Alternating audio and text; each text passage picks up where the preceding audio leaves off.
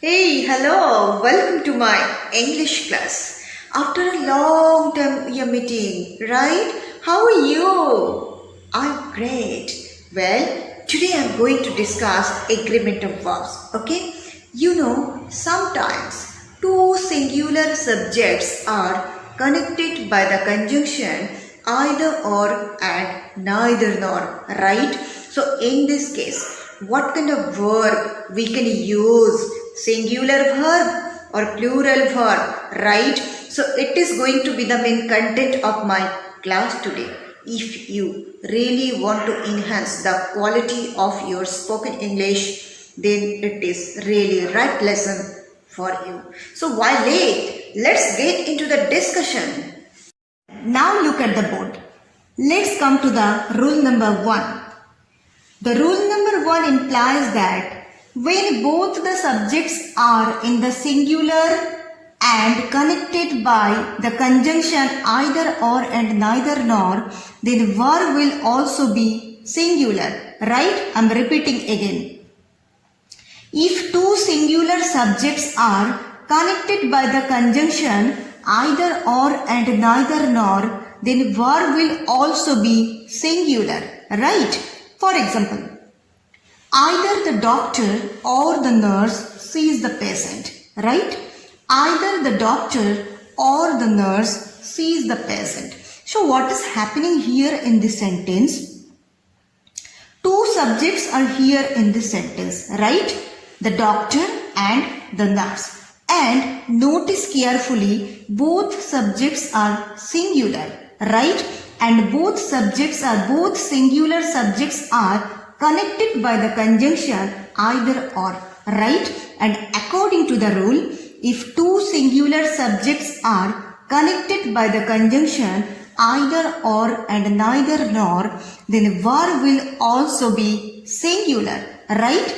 So either the doctor or the nurse sees the patient, and everybody knows that if the subject is third person singular number and if we have to use singular verb, then always we have to use is or yes with the main verb, right? So that's why says. Clear?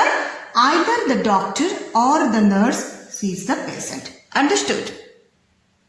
Now let's come to the rule number 2.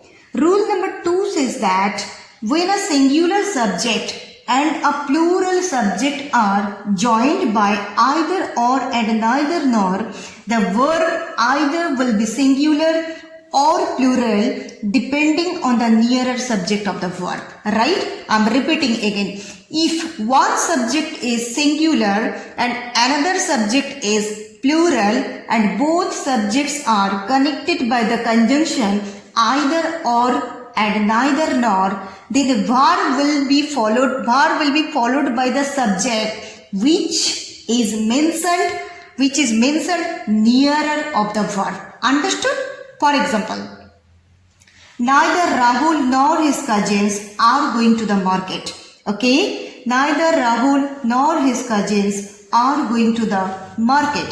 So what is happening here in this sentence? Two subjects are here in this sentence. Okay? Rahul and his cousins. And notice one thing, Rahul is singular subject, right? And his cousins is plural subject, right? And both are connected by the conjunction neither nor, right? And according to the rule, if one subject is singular and another subject is plural and both subjects are connected by the conjunction neither nor and either or, then verb will be followed by that subject which is mentioned nearer of the verb. Understood? So which subject is nearer of the verb here? His cousins, right? And it is plural. So that's why verb will be plural. Are. Understood? Neither Rahul nor his cousins are going to the market. Clear? Let me give you one more example. Neither his cousins nor Rahul is going to the market.